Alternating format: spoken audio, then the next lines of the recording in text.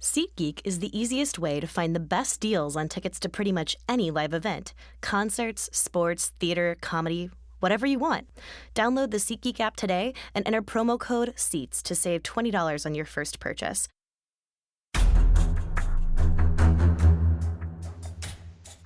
Welcome back to the Sports Beat KC podcast. This is Jesse Newell, KU beat reporter for the Kansas City Star. CJ Moore of the Athletic and Bleacher Report is out this week. He is busy, furiously writing stories for the NCAA tournament, making himself some money. It's good for him. In his place, we have a very special guest I'm very excited about this episode. We have Nick Schwert of Rock Chalk Sports Talk out of 1320 out of Lawrence, and also does the Jayhawk Network pregame show with David Lawrence. Does a great job there. Nick, welcome to the Sports Beat KC podcast. Thanks for coming on with us. Well, thanks for having me, Jesse. We've had hundreds and hundreds of conversations spanning thousands of hours together, but never on the KC Sports Beat podcast. So this is a bucket list item for me. And I'm going to be honest, a little starstruck to be on here with you. You're too kind, but here's the good part is that whenever I come on your show every Wednesday, for those who want to check out the podcast online and want to check that out, you pretend like I'm the expert. And so now, today, I actually get to flip the script here, and we get to talk, and you're the expert that really is, which is the case, which is the reality. So I get to throw questions at you, and you get to be the KO expert too, who answers them. So this will be kind of fun. Yeah, please refer to me as radio superstar throughout this interview. Okay, well, hey, I can absolutely do that if you want me to. You probably shouldn't tempt me or dare me on these sorts of things. All right, well, we got some questions, some Twitter questions out here, and actually Nick is nice enough. He's doing this on his vacation out in L.A. How is the weather out in L.A., Nick, by the way? You know what's so crazy is when I left, it was 60 degrees and sunny in Kansas City. And when I got out here, the first thing that people told me was, oh, this is the coldest week it's been all year. It's like 55, cloudy. So I'm like, of course, I'll leave. It'll be 30 degrees back in Kansas, and it'll be back to 75 and sunny here. So there you go. Don't be too jealous of me. I won't be. Well, and sometimes you can see the air out there, which is not something that is preferred either. So that's another thing about LA. But I won't say too much about LA because that could be a location that KU will be at in a couple weeks. So that's something we'll get to. Real quick, before we get to these questions, Nick, any comments just briefly about the run that KU's on, the 5 straight wins, the Big 12 title that happened? What have you seen from this team in the last couple weeks as far as just coming together at the right time? And what do you think that maybe the key moment was for this team to kind of get going back again? Well, we've said all year long that the margin for error for this team is just so slim, and I still think that's the case, but I feel like that margin has maybe narrowed itself just a little bit because of 2 guys, and it's because of arguably your 2 best players in Devonté Graham and Udoka Azubuike, I would argue, are playing the best basketball of their career right now. And for both of them, it's kind of weird to say this on a Bill Self-coached team, but for both of them, it seems to be offensively focused, right? Udoka is just, he's been efficient, most efficient big man all year long, but it seems like he's kind of taken that to another level. And in that 3-game stretch for KU, which I think going into it, you could have made the case it was the toughest 3-game stretch on their schedule, West Virginia, Oklahoma, and Texas Tech. I would argue that's the best 3-game stretch that Devontae's had all season long. So when you have 2 of your best players like heightening their game to the next level, I think that it does kind of narrow that margin for error just a little bit. But I know this is going to sound a little bit corny, Jesse, but it just seems like what Bill Self does so much better than certainly every coach in the Big 12 and better than most coaches in the country is he puts an immense amount of pressure on these guys. And throughout the season, maybe early in the season, if things don't go according to plan, if you leave a guy in the end of the game in Norman and he misses some free throws and everybody's asking, why would you do that? That is what I think Bill Self does so well is he puts pressure on these guys to the point of when you get to the moments where it really matters, like when it really matters against West Virginia or Oklahoma or Texas Tech down in Lubbock, these guys have been in those situations so many times before. It kind of gets them ready for opportunities that other programs across the country, other programs across the conference, like they can't really replicate that sort of stuff. And when you get into situations where you've got to go down to Lubbock and win a game to win the conference, I feel like those are the sorts of games in which players come to Kansas to play in, where other programs, other guys, doesn't matter if you're at Texas Tech and you want to start something different, you just can't replicate, I think, what is built in to being a Kansas player, which is in large part what I think Bill Self has tried to build. So I just think that even though it sounds a little corny, I feel like the reason they're playing so well is because these are the types of moments that you come to Kansas to play in, and that Bill Self kind of instills in these guys. Is that too corny of a Disney Channel sports movie type answer, or do you think there's actual merit to that? No, I think this is what there's merit to, and I kind of wrote about this a little bit yesterday. With KU, if you look statistically, they have a team that looks exactly like them, and this kind of stunned me a little bit when looking at it. But it's Iowa State from last year. Like, if you look at the advanced efficiency numbers, KU's 9th and 42nd in offense and defense. Iowa State was 11th and 43rd or something like that. Like, they're basically the same team. They have a guard-oriented attack. They don't turn it over often. They don't rebound well, but they don't foul on the defensive end. And it's kind of this four-guard lineup you're looking at. That Iowa State team had 11 losses at the end of the year. This KU team, what does it have now? Is it 5 losses, 6 losses? It has 24 and 6, so 6 losses.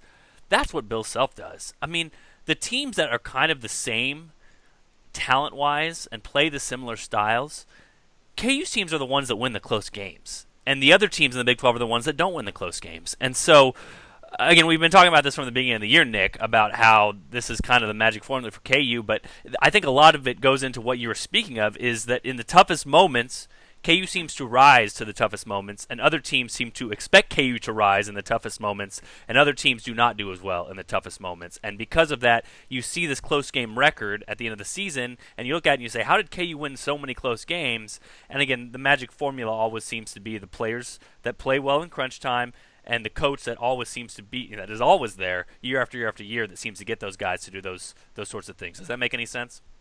I think it makes perfect sense. And I think that game down in Norman against Oklahoma, like it's a good example, at least from my vantage point, to say so many people were questioning Self's decision to leave Udoka in the game, and I know that there are people who are still saying it was the wrong move. KU could have won a game; they could have wrapped up the Big 12, or even earlier than they did, which I'm not really buying into that. I think that if you win that game, then maybe some other things play out differently down the stretch. But that is a situation in which Bill Self put a ton of pressure on one of his kids. And while I'm sure he was doing that because he wanted to see Udoka maybe make a free throw and see that kind of spur him on to a strong second half of Big 12 play, I think the results of that decision are almost irrelevant in the context of what Bill Self does at Kansas, yes, which is pressure on kids. And I think his way of looking at it is, if this pressure breaks you, well, then maybe you're not built for this, right? And if you respond the way that we've had so many guys respond in the past, well, then we're going to be so much better off because of it. I think the results are almost irrelevant because it's just what Bill Self does so well, is he puts pressure on these kids knowing that if they respond, the team is going to be so much better for it. I think you can see another example of that, and I kind of thought about this after the Baylor game. You know, Bill Self was at his wits' end with Malik Newman. He had benched him that game again, didn't start him, said they needed more from him, and then after that kind of transitioned and pivoted and said, hey, I need my best 5 starters to play well together, and since then KU hasn't lost a game. And it came to mind again when KU played Oklahoma at Allen Fieldhouse. And once things started to slip from Oklahoma, Trey Young and McNeese and some of those other guys, like, you could see they had given up. Like, you could see that Lon Kruger had lost them. And I think it's just another good example to see that, because when has Bill Self lost a player? Like, can you remember the last time that a main rotation player like a Trey Young or a Jamoni McNeese for KU, where it's gotten lost, Bill Self has lost him completely, and the guy still has had to play or still gets playing time to play through it? It's so rare for that to happen that Bill Self, like you said, kind of pushes you to your limit, pushes you to the edge of that cliff, but doesn't push you off. You know what I mean? Like, you don't fall off the cliff. And so that, to me, is kind of also what you're talking about here, is that with Malik Newman, he walked him up to the edge. I mean, Malik Newman was at the edge of the cliff and then backed off him at the perfect moment. Malik Newman responds after that, plays his best, and then part of that is playing a really good game against Oklahoma, where you see Trae Young going a completely different direction and kind of giving up on his team at the end. Yeah, and I think that, I don't know if other coaches have that luxury of being able to push guys to the edge that Bill Self does, because when you've got a track record of that working and other guys being pushed to the edge and responding and being better because of it, well, then all of a sudden you kind of have the credibility to be able to continue to do that, especially when you're a freshman and you see one of the leaders of this team being pushed. And then all of a sudden, by the time that you're an upperclassman and you're one of those guys in that position, that you kind of know how to respond. Whereas Lon Kruger's a great coach, don't get me wrong, but the track record of consistent success simply isn't there. I mean, look at what Oklahoma was a season ago. I wonder if other coaches try to replicate what Self does but simply can't, because you're not Bill Self and you're not Kansas and you don't have 14 straight Big 12 championships. Yeah, and a lot of times, a lot of other years, Bill Self has been able to do that because of the depth that he has. So kind of a magician's act this year to be able to have those same things happen, to get the same results out of his guys, especially late in the season, without having the luxury of being able to bench guys as much as he did in the past. So that's kind of a fascinating subplot. I want to go ahead and get to a question here I think that kind of fits in with the discussion we have from Jeffrey. It's JBE741 on Twitter, and he says, how do you rank this year among the self-coaching jobs? How do you balance the success with this team and roster with the self-created recruiting roster challenges the coaching staff dug themselves into and had to dig out of? So I guess I'll pose that to you, Nick. Where do you see this on the range of Bill's self-coaching jobs? Jesse, I've given you my theory. I'm going to first float a theory to you because I have to answer this question. I've given you my theory on how we often determine coach of the year. Doesn't matter if it's college basketball, any sport. Coach of the year in the conference, in the country. I feel like often the criteria for coach of the year is we picked you guys to be a bad team before the season. You guys actually ended up being a good team. So because we know so much, the only thing that could be off here is that you did a really good coaching job. And I'm not saying that Chris Beard doesn't deserve to be Big 12 Coach of the Year, but I think in large part the reason why he's going to get Coach of the Year is Texas Tech was picked to finish at the bottom of the conference. They ended up finishing at the top of the conference. It must be coaching. With that being said, Bill Self, KU picked to finish first in the conference. Here they are, first in the conference. But I think that you can look at specific instances this season, specific instances where it's, okay, coaching kind of turned this team around. Bill Self was asked to get creative, and he kind of found ways to piece this season together, and all of a sudden it seems like they're on the verge of running away with the Big 12 title, depending on what happens this weekend. I think it's for me, it's number 2, and it's a very, very close second behind the 2009 team. But I could be convinced. I could easily be convinced that this season's more impressive because in 2009, I mean, you knew what you had coming back in Sharon Collins, a junior. I think we knew that Cole had the chance to be a really special player after what he did in the Final Four. But in the moment right now, I can think of more specific examples of how coaching won them games and how coaching turned things around this year. So it's number 2 for me, but again, I could be easily convinced if you want to try and convince me that this is number 1, Jesse. Yeah, I think it's up there, and I'm with you. I think, to me, the first one that immediately comes to mind is 08-09, and because of the reasons you mentioned, you can say they knew what they had coming out with Sharon Collins, yet he wasn't even a starter on the title team, and I know some of that was just politics. Do you remember how frustrating it was to watch the Morris Twins at times their freshman year? Well, the other thing about that team is, it's easy to look back and say, okay, well, you knew Kansas was going to be good, yada, yada, yada. I remember that year, I didn't know that Kansas was going to be good. No, we didn't know who Tyshawn Taylor was. We didn't know who Mario Little was or the Morris Twins. I just remember they went to Michigan State in that game, and they lost by 13, but it wasn't that close. Like, they were down 25 or 30. I mean, and that was a Michigan State game in January. Like, that was the game before conference play began, and you're looking at that team and saying, what is this team? What's going on? Yeah. I mean, is this team going to be good enough to finish third or fourth in the league, that sort of thing. And then, to start off this season 8-0. The other one that would come to mind, I think would come to mind for Self as well, would be his second team at Kansas. After the 3 losses in a row to recover, I believe that was the year. And we also got to mention with 09. It was the Bucknell year, right? Simeon's senior year. That's right, yeah. And they lost 3 in a row. Remember, they lost double overtime at Texas, overtime at home against Iowa State, and then against Oklahoma.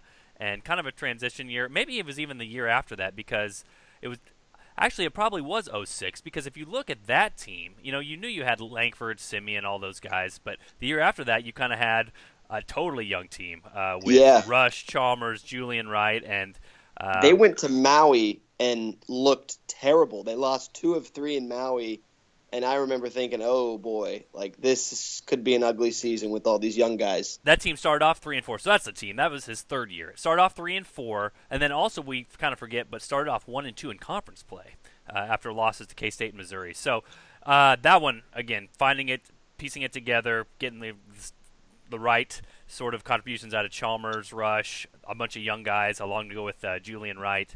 That was a good coaching job as well. Again, I think if you take context in all of this, you're right that there were so many times where this particular team seemed to be at a crossroads where things could have gone very south very quickly, and it never did, and it never does with Kansas. Having said all that, if people vote Chris Beard, I just don't have a major issue with it. Like last year, I remember writing. I remember writing in February, like, Bill Self is the coach of the year. Period. End of discussion. No one else has an argument.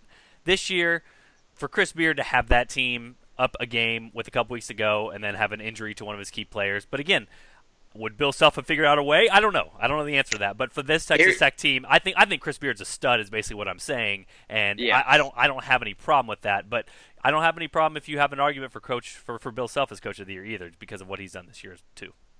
Okay, I have a way to fix all of our problems, Jesse, and this will fix every problem moving forward. Sounds good. Big 12 Coach of the Year. We name the Big 12 Coach of the Year award after Bill Self. So this year we would be giving Chris Beard the Bill Self Big 12 Coach of the Year. Doesn't that kill 2 birds with 1 stone? It seems like it's going to happen someday, right? I mean, you almost have to name something after him at some point. Honestly, like in 2030 when Tyler Self is coaching the Kansas Jayhawks, and he's winning the Bill Self Big 12 Coach of the Year award. I think it's perfect. It'll mean something a little bit more special to him, and I'm sure that myself and Gary Bedore will still be asking Tyler questions at that time. No doubt. Yeah, another good question from Jeffrey. We'll get to questions from others, I promise, but he had a good one, and this is kind of another talking point since we're on the discussion of the hot topic points right now. He said, Devonté Graham time, Big 12 Player of the Year, status in the All-American conversation, and then he says he'll hold off on the Raptors question until the offseason. But those are the 2 big questions right now, Nick. Big 12 Player of the Year, and is he an All-American? What are your thoughts on that? 2 weeks ago, I was still on the Trae Young Big 12 Player of the Year train, and my reason for it was even though Oklahoma was kind of spiraling out of control, and he was a big reason because of it, I think that there was nobody at the time who had jumped up and grabbed the award away from him. And I said, you don't just take it away from him and hand it to somebody else. You have to have somebody else come and win it. Well, I think Devonté Graham went and won the Big 12 Player of the Year award down in Lubbock last Saturday. Like, you went down there and nearly single-handedly won the Big 12 by putting the team on your back. For my money, that he won the Big 12 Player of the Year award. So quite frankly, I don't think there's much discussion on Big 12 Player of the Year. And if I start to work through that logic in my head and apply it to National Player of the Year or All-American honors, I don't think that you can win National Player of the Year if you don't win Big 12 Player of the Year. I know that other people disagree with me on that. They're different criteria because, yes, you weigh the Big 12 games over the non-con games in the Big 12 Player of the Year race, but the logic kind of applies. If you want to use Trae Young as an example, a lot of his best games were coming against inferior competition or in losing efforts, and I don't think that you can give the guy who basically played an insignificant part in the college basketball discussion down the stretch this year. I mean, I know maybe I'm being a little harsh on Trae Young, but Oklahoma's a rather insignificant team in the national landscape as we kind of get into the NCAA tournament. So I don't really know if you can give him National Player of the Year. And if that's the case, like if I can't even justify putting him ahead of Devonté Graham, then am I not, I guess, theoretically putting Devonté Graham on first-team All-American list? Frank Mason won National Player of the Year unanimously last year, and his statistics were good enough to win him that. But he didn't win it on stats alone, and more than anything else, Frank Mason had more of those season-defining moments than anybody else in the country did. And if I apply that logic to Devonté, who has more of those moments than him this year? Who has a better singular moment than going on the road against your stiffest competition in the conference, putting the team on your back, and winning the conference basically by yourself? I mean, maybe that's too strong, but Devonté Graham basically went down to Lubbock and won the Big 12. And for me, that's the best singular moment that any player in college basketball has had this season. I don't know if I'd give him National Player of the Year, but he's on my first-team All-American list. I think that the other four are pretty set in stone, but he's definitely on the first-team All-American for me. Maybe I'm biased. I don't know. What say you? I'll be devil's advocate for sure because I'm still in the Trae Young camp because for me, I'm trying, and you know how I operate, Nick. I'm trying my hardest. Listen, if you go to my Twitter feed, and you know this, you can find a lot of Devonté Graham stories. I mean, I write about him a lot, and I'm one of his biggest proponents. Like, I think he's had a great year. I'm trying as much as I can to eliminate bias. You know what I'm saying? Like, and especially recency bias and what we've just seen in the last 2 weeks compared to what we've seen over the course of a season. Try to remember back in November and December what we were saying about Trae Young and how we'd never seen anything like this in college basketball. And frankly, if you look statistically, we still have never seen anything like this in college basketball. Him trying to do what he's done for this Oklahoma team and as much, the usage percentage or the offensive load, no college basketball player has taken this on in the last 2 decades since we've been tracking these measures. And so for me, when I'm looking at this, Bill Self campaigned and did a smart thing at the exact right moment, which is after Devontae's biggest game on the biggest stage and him completely taking over and the signature moment of his career, he came out and said, he's the Big 12 Player of the Year. How can you argue with me? And it was smart. It was brilliant, and it immediately flipped a bunch of people's minds about him. If Bill Self does not do that, I don't know that we're having the same discussion right now, but the fact that Bill Self is smart and he's respected and KU had just won the Big 12, he came out at the perfect time and basically tried to campaign for his guy to get him the award. Now, listen, the problem with us saying this about Trae Young is that we saw Trae Young at his absolute worst. I mean, the lowest point of his season, we saw that second half at Allen Fieldhouse where he kind of gave up. And he gave up on his team and played horrible defense. I'm still willing to look at the whole thing. And, again, part of the problem with this is it the best player? Is it the most valuable player? Is it just conference? Is it the conference plus season? You can argue different semantics with this, and it would change your answer. For me, I'm looking at start of season to end of season and best player. Not most valuable, because I could make a case for Devonté with that. To me, that best player is still Trae Young, leads the nation points and assists per game, still doing crazy things. And I think I will let you talk about what I just said there, but I think there's another Twitter question that kind of gets more to this point that we can debate as well after this. So your basic general thoughts on what I just said there and kind of the case for Trae Young, even though he hasn't played at his best late. And I'm not going to penalize him for having bad teammates and for being decent in a Big 12 that's really, really good this year. Your basic argument is what I have been saying all year long. Even when Oklahoma had lost, 4 in a row, 3 in a row, and it looked like he was slowly relinquishing that title. And I said, well, nobody else has came and take it from him.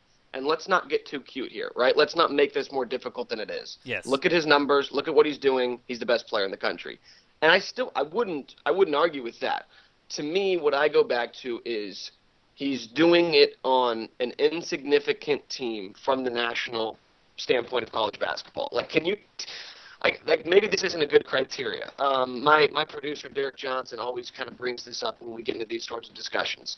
Can you tell the story of college basketball right now without Trae Young? I think a month ago you couldn't. I think right now, coming down the stretch, it would be a nice little footnote if you were explaining to somebody college basketball this season. You'd say, well, right now, Villanova, Michigan State, they're doing all these things. Kansas won 14 in a row.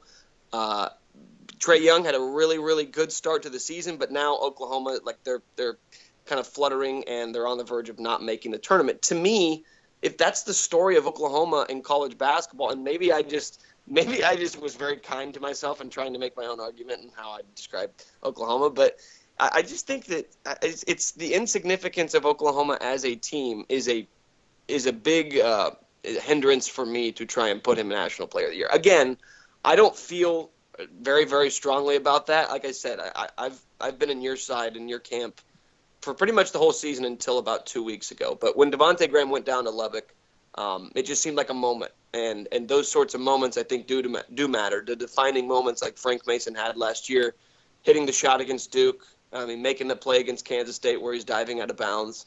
I think those are the sorts of moments that make seasons. And this kind of goes with the theme of my appearance today on this podcast, which is cheesy, corny, Disney movie type lines, but I don't know. Maybe it works. You have to balance me out because I'm Mr. Cold, Hard, Rational Facts. So right. This is a good pairing right here.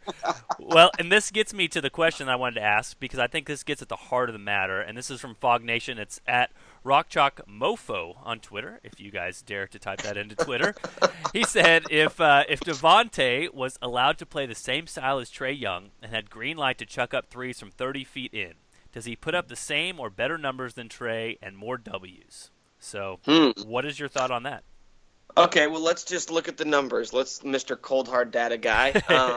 Devonté Graham shooting 42% from three-point range this year. Trae Young shooting 37%. We'll round up and give him 37. Let's say Trae's averaging about 10 more points per game. He's averaging just about assist and a half more per game. So basically, we're talking about 10 points and about 5 percentage points from beyond the arc.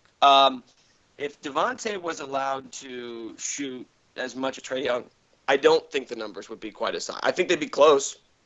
I think they would be very, very similar. But if you really think about it, Trae hasn't necessarily had the ball in his hands more than Devonté. Devonté is the only initiator of the offense, and he's playing just as much as anybody in the country. I think the numbers would be somewhat comparable, maybe 24, 25 points per game. I don't know how much more the assists could go up. But the real question is Devonté Graham playing with Trae Young's teammates? Because I think it's very clear Devonté Graham has much better teammates around him than Trae Young does. This is the basic point that I'm making. This is exactly why I would vote Trae Young as player there, because when you're talking about that, you kind of have to really laser focus in on Devonté's strengths and weaknesses. If you say, hey, you put him on Oklahoma, what happens? And you're right. His assists would probably go up, but I'm not sure by how much. And, Trae Young's assist rate right now is like 50%. Basically, 50% of the assists that happen. 50%. It is absurd. 50% of the assists that happen on the court when he's on the court are what he does. The other thing I think that would be a big hindrance for Devonté, and he's gotten better at this, but if you look, Trae Young right now, I think he's a 50% two-point shooter, and Devonté Graham is a 40% two-point shooter. And so if you're asking him to do more and score more and be more of an offensive creator, that's not what Devonté does best, and we've seen him struggle to score at the rim. And so to ask him to do more of that as a 40% two-point shooter, I think inevitably his efficiency would go down. And so, again, this kind of goes back to my original point, which is if you switch circumstances, which I guess are we basically just saying, Trae Young, you can't win this Player of the Year award because you went to Oklahoma instead of Kansas? In an honesty, this worked out for Trae Young. I just saw a mock draft. He's number 6 overall, and we thought for a long time that he was going to be a 3 or 4 year player in college. So what he did is best for his professional future, but I think this does bring up an interesting point. If you switch these two guys, who succeeds better in that role? And I think Trae Young succeeds better in that role. And I think that he probably did lead Oklahoma to more wins just because he is limited in the pieces that are around him. Well, let me ask you this, because if you look at his offensive rating on KenPom, he's about 8 points below the regular season what he's done in conference play. 105.4 is his offensive rating, which is about 6th best in the Big 12. Do you actually use that as an argument for him, considering how high his usage percentage is, that he's still managed to be basically the 6th most efficient player in Big 12 play? Yeah, those two numbers, and you hit it right on the head. You have to use those numbers in concert with each other because, 105.4, if that's your offensive rating, it doesn't not tell. That great. It's not spectacular. Not right? spectacular, but again, you have to use it in context, which is, okay, his usage percentage is 40%, which basically means, the average college player has 20% usage percentage because there's 5 guys on the floor. You split up the offensive role into 5 pieces. 100 divided by 5 is 20. If you look at Trae Young, his usage percentage is 40%. And so he's basically doing the role of two players on the floor instead of one. That's just pretty remarkable if you look at it, and pretty crazy to say that his efficiency is still that good, even having to take on that type of role for KU. You're slowly getting me to come over to the dark side that is powered by cold hard statistics and numbers, but there's still a little bit of the force inside of me, and I'm sticking with the moments. I'm sticking with DT. Okay, well, maybe an interesting discussion next week when you come on your radio show and all those lists are released, and now you can at least speak to the other side of it. But an interesting debate nonetheless, just because of what this last few weeks has done to us and kind of made us look at this in a whole different lens. Let's get to a couple more, Nick, before I let you go. Again, Nick Schwartz of Rock Chalk Sports Talk. Be sure to check it out. KLWN, he puts up podcasts, too, online, and I know I've heard from a lot of people that download those and listen to those, so that's good stuff if you're on the go as well. From KU Fan 3, he says, can you, Nick, give me Radio Nick's opinion on what this team's likely tournament ceiling is? So what do you see as a ceiling for this KU basketball team? Well, see, I like that. That's clearly a loyal listener of RCST, because Radio Nick, Jesse, and you and I have actually had these discussions, because sometimes we'll be talking about something on the air, and then you'll come up to me, like at a game or after a press conference, and you'll start engaging me on a discussion, and I'll say, yeah, well, I was just kind of saying that for the radio. And at first, you were very miffed by that. You said, where's your integrity? And I said, no, sometimes there's Nick, and then there's Radio Nick. So Nick would tell you that this team's ceiling for the NCAA tournament is as high as any teams in the country, because any argument that you want to make against Kansas, it can be made against any team in the country, right? You can say that Michigan State played in a cruddy conference this year, so of course they're not going to be able to win the NCAA tournament. You could say Villanova's playing their worst basketball of the season. You could say Duke's best player can't stay on the court. So any argument you want to use against KU, you can use against anybody. They're playing their best basketball, so they're going to be a trendy team, I think, to win the NCAA tournament. Now, Radio Nick would tell you that this team has absolutely no shot because they're overrated. They still can't rebound. The same problems we saw back in November still persist right now. It's been a cool story. They won 14 in a row. That's all fine and dandy, but this team has no shot of winning it because they're simply not strong enough. They're not deep enough, and they're going to be exposed in March. So there's Radio Nick. Radio Nick kind of had a low ceiling there. He was kind of talking floor, wasn't he? Radio Nick is in a bad – you never know what kind of day you're going to get Radio Nick on. It could be a happy day. It could be a sad day. I want to know, does a Radio Jesse exist? Do you have it in your DNA to be controversial just for the sake of being controversial? That's the real test of a radio star. Do you have that in you, Jesse? I think that's Twitter Jesse, isn't it? Yeah, I don't know. I still think that whatever version of Jesse I get, it's usually grounded in reality, which is that's nice sometimes, but I don't know. Sometimes I want a little edge there.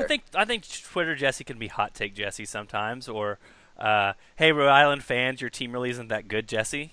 Things like that. hey, your team might lose by like 30 this week at home, so like don't talk trash to me on Monday. That sort of guy. You know how to spark a fire just a little bit. You know how to pour some gas on the fire. That's true. I agree with you in all those regards, Nick, and especially with this team. You kind of think back. I think back to last year against in Purdue, where KU just started shooting threes so hot. If KU shoots it well, and I know this is what fans hate to hear, if KU shoots it well, they play well. But like, not every team has four shooters like Kansas does on the floor, and KU at any moment could start a game 6 for 8 from three, and you basically can't lose from there. I mean, you have a 10 to 12 point lead, and you're going to win, and that's the case against Virginia or Purdue or Duke or North Carolina or Michigan State. Like, it doesn't matter. If KU has one of those games, they can beat anybody. And so that's the ceiling with this team. The ceiling is it has the pieces and the offensive weaponry firepower to beat any team on any night. It doesn't matter how well that team is playing. And that's a nice luxury to have. Agree? Yeah, I agree 100%. They need luck just like every team in the tournament needs luck to win 6 games. And I don't even know if I'd make the case that the Kansas needs more of it than any other team. So I'm with you. They have just as good of a shot as anybody. No sure things, but Kansas does have a very intriguing and interesting thing that it does do, and you talked about this earlier, really what's happened in the last 6 games, their offense is back on an uptick, and that's really what's led them to this win streak over the, to make up the Big 12 and to win over the last few weeks. From Boys Samurai Hawk, he says potential 8-9 matchups which would create the biggest issues for a 1-seed Kansas in the tournament. Let me go to Bracket Matrix and read you off some names from the 8 and 9 line that they have right now. Tell me one team out of here that you think might be a problem for KU. All right, Seton Hall, Creighton, Virginia Tech, North Carolina State, Butler, Oklahoma, Missouri, Florida State. Oklahoma cannot face Kansas, so we'll go ahead and go down to Arizona State on the 10 line. Any of those teams you think a potential concern for Kansas if they got that second-round matchup? Do you think you're being sly, Jesse, by just slipping Missouri in there and expecting me not to go directly to that one? Like you just throw them in there like it's just any other team on the 8-9 line? Just went straight down the seed lines. Do we just – of course you did. We have to go there, right? We have to start with Missouri, right? Probably. I think Kansas fans would be licking their chops to face Missouri in the tournament. I know that people have been asking, are you sure you want to face this team if Michael Porter Jr. is coming back? I think Kansas fans would be extremely excited for the opportunity to end Missouri's season, don't you? Oh, yeah. Well, and it's funny. Again, this is just kind of a sidebar. Kansas played Missouri in the NCAA tournament in Wichita in volleyball this year. Isn't that weird? I mean, it could happen again. Yeah, it is. Well, it could. The question mark with Missouri, and I think this was going to be the question mark with Kansas this season if it ever happened, if Billy Preston got eligible, how would he fit in? And how do the pieces fit when you've been playing a different style the whole season? And so while everyone talks about Missouri's ceiling going up with Michael Porter Jr., and I agree that it potentially does, it's a little bit tougher than baseball. You can't just stick a guy in the lineup and he's hitting a baseball. Like, he's kind of an individual sport. You don't really affect your teammates. Michael Porter Jr. coming back in, and that's going to take a little bit of an adjustment period. So, again, he's a great player. He's a future pro. He's a future lottery pick, all those sorts of things, which is great. But it might still take some time for Missouri to find its comfort level with him in there. So I'm not sure how all that would fit in and how much better that Missouri would immediately get, but it still makes their ceiling kind of tantalizing, if you would. Yeah, do you want to add a future NBA pro, a lottery pick next year? Of course you do. But for the same things that you were just talking about, what it takes for Missouri to get acclimated to playing with him, I think it works conversely with him is what's he going to look like right away, and how is he going to be trying to fit in with everybody else? So it's not quite as simple as it may seem on the surface, but if you're asking me if that team scares me, I wouldn't necessarily go there. Arizona State, you mentioned them. Obviously, that's a very obvious answer because of the fact that they came into the Fieldhouse and kind of whomped the Jayhawks earlier this year. But that style of team, to me, quick guards who can shoot it and get to the rim, that's kind of been KU's problem, is just keeping guys in front of them. So quick guards who can shoot it and score at the bucket, yeah, that would probably scare me a little bit. I'll also throw in a quick one for Butler and Creighton, two Big East teams that kind of racked up losses, but all the predictive numbers say they're better than what you think just based off of those. And so those might be games where the opening spread would be a little bit closer than you think, and sometimes I think we can't get caught up in matchups and thinking about what this would be bad for this or KU wouldn't match up well with this, when the bottom line is you basically want a team that you're favored by 12 against, and then you hope you take your chances from there. So I'll throw those guys into the mix. Real quick lightning rounds, Nick, before we get out of here with 3. First one is from Jamie Houston. She says, which is better for KU, number 1 seed in the West, LA, or number 2 seed in the Midwest, Omaha? Real quickly before we get to that one, the NCAA Tournament Committee has been told to not put the 2 seed at a geographic advantage against a 1 seed. So I think that's kind of a question that you almost can't ask, because if KU gets a 2 seed, it will not be in Omaha, because that would be at the 1 seed's disadvantage. But as far as playing in, I don't think Bill Self hates or would hate playing in Los Angeles, getting away. Obviously, KU had a golden opportunity last year to win close to home in the Elite Eight and didn't do it. Same thing 2 years ago, had a same golden opportunity, didn't do it. So I'm not sure Bill Self would really hate the opportunity to go out west a little bit further away and try to see what his team could do there. I'll take it a step further. I think Bill Self would prefer to be in Los Angeles as opposed to Omaha. Yeah, I think at this point, history would tell you that there is absolutely no benefit to playing a tournament game in your backyard. I mean, if there is a benefit, and we wanted to act like it was a shoo-in for KU to win in Kansas City, if there is a benefit, then show me the history. Show me the proof that teams playing the tournament close to their home have a better win percentage than teams who have to travel. I mean, at least for Kansas, I don't think that there's any evidence to support that. Yeah, and again, what you would see in the rational hard numbers of it is you probably would get 1.5 to 2 points from the home court advantage, or the at least perceived home court advantage with officials. But again, it has not played that way for KU. And when you've seen KU struggle in the tournament over time, we all know this. They've looked a little bit tight in some of those games, and that has a tendency to happen when you're playing in front of a home crowd that starts to get nervous. You can feel yourself getting nervous as well. That might be a little bit different if the Jayhawks played in L.A. From Joel Cochran, he says, after his, quote, "we know how to beat Kansas" comment, had Shaka Smart replaced Scott Drew, the Big 12 used to hate him, as the coach that Coach Self wants to beat the most, because Bruce is obviously number one. So do you think Shaka is number 2 on that list? No, I don't. I still think it's probably Scott Drew, and I don't think it's because Scott Drew is it's not the same reasons that he wants to beat Bruce Weber. I think that Scott Drew's just he's the punching bag for the Big 12. And I don't think it's necessarily fair a lot of times. I don't think he gets enough credit for what he's done at that program, what he inherited, and what he's built it into. But I'm still going Scott Drew over Shaka Smart. Are you?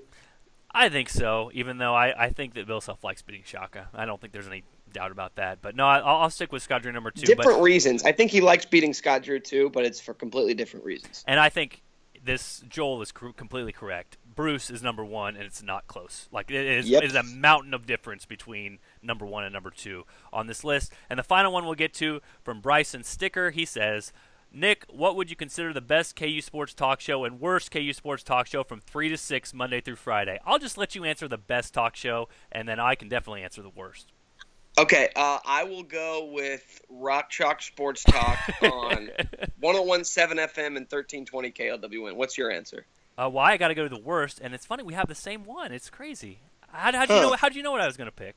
Wow, I'm actually offended by that. I'm offended you would even bring that up. But you know what? I'll take it since I've clearly cornered the market on afternoon talk shows dedicated to Kansas basketball. I was going to say the best has to be the worst in that instance, because you guys are the only. So, yeah. Monopoly, baby. You've got it covered. Hey, well, Nick, I appreciate having you on. Any other comments about where people can reach you? And then tell us a little bit about the podcast that you do put up and where people can find those if they want to get more KU content. Yeah, if you can't listen live, we podcast every single show, a little best of podcast. You can find it on iTunes if you just search for Rock Chalk Sports Talk.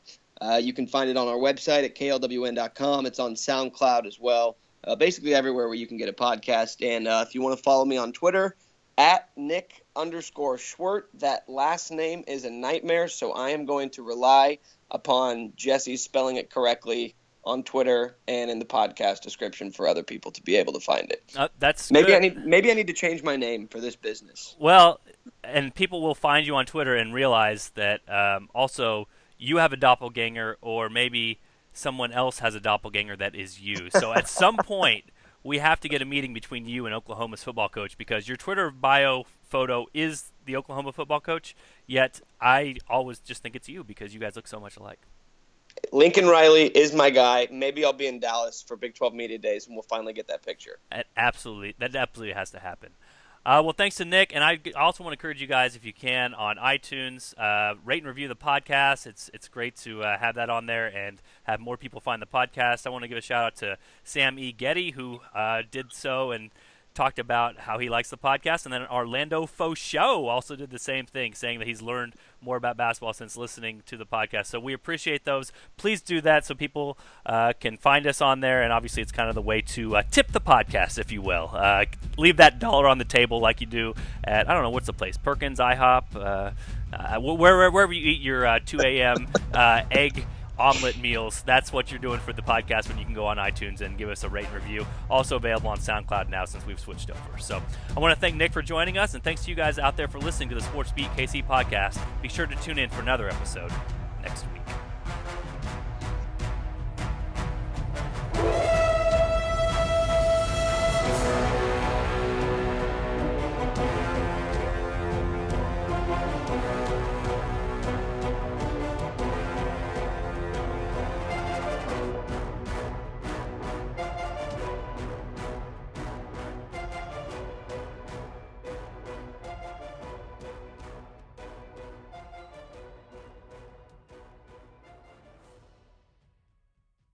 SeatGeek is the easiest way to find the best deals on tickets to pretty much any live event. Concerts, sports, theater, comedy, whatever you want. Download the SeatGeek app today and enter promo code SEATS to save $20 on your first purchase.